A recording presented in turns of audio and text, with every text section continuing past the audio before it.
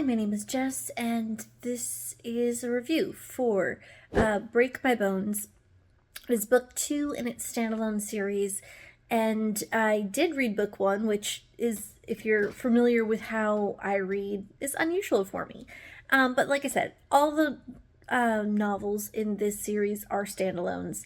This is the Penalty Box Players series, and so far it's a bunch of novels about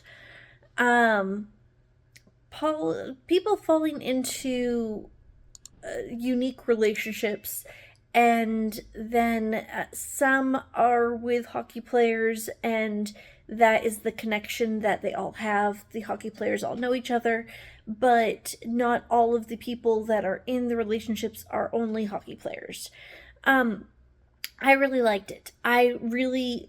It was not as good as book 1, I will say. I give this 4.5 out of 5 stars. Truthfully, it was just really the last few chapters I didn't enjoy. I will say that there were 2 twists that I didn't see.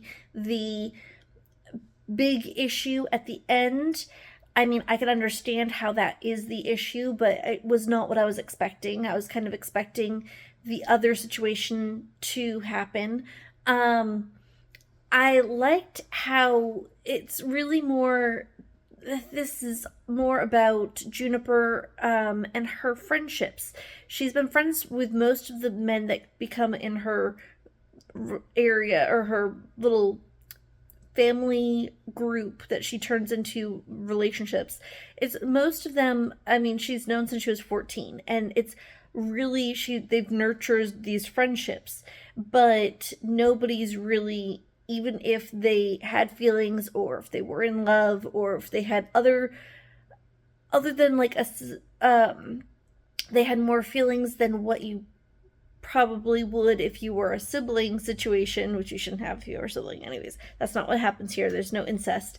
But the relationships that they've had with in this friend group since they were 14 basically makes it so they disregarded growing into anything more because they didn't want to hurt their friendship group. And in doing so, that means that they have a really big amount of feelings for one another and are very protective of each other. And I liked how this turned into the relationship, and how it really took somebody who was not a part of their friend group originally coming in and wanting a relationship with one of the others and then turning it into something else. I would really say that Juniper, I mean, she is sort of the center of their new relationship, but she's really not. It's really more about Ludo, and he is the center for sure. They're all humans. There's nothing extra with these characters. It's just really great. Like I said, the last few chapters were not my favorite because of what the big third act issue is and how it turned out. I mean, I'm happy that everything ended up the way it should, but it just felt like after the third act situation happened, things felt rushed, and I mean, I like epilogues. It might have been better if there was an epilogue, but there was no epilogues. You do get updates for characters from the first book, and I know that if there's a book 3, I'll probably get updates or my epilogue-ish thing in there for Juniper and her men. But yeah, I enjoyed this one. I definitely recommend this series and this novel for those who like unique relationships to read about and are in the mood for a romance.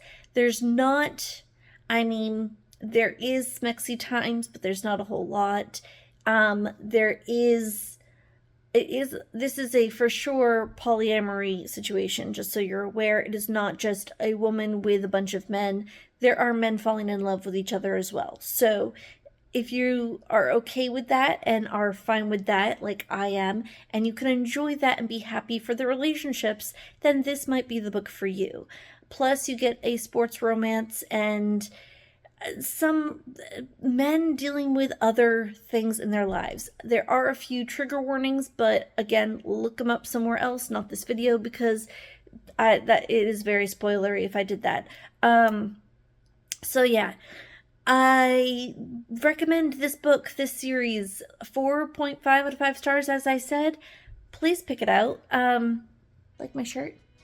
Anywho, so yeah, like, dislike this video as you see fit, and please stay tuned to this channel because you never know what you'll hear me talk about next. Take care.